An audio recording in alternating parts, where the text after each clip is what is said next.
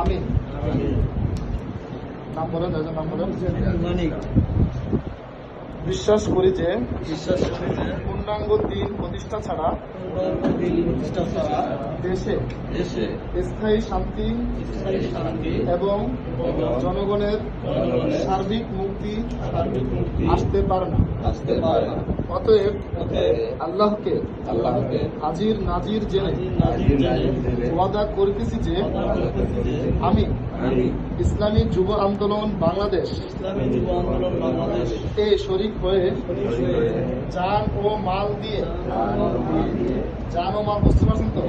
জান মানে সময় দিলেন, আর যে টাকা দিলেন মাল, হ্যাঁ, সংগঠনের সার্বিক সহযোগিতা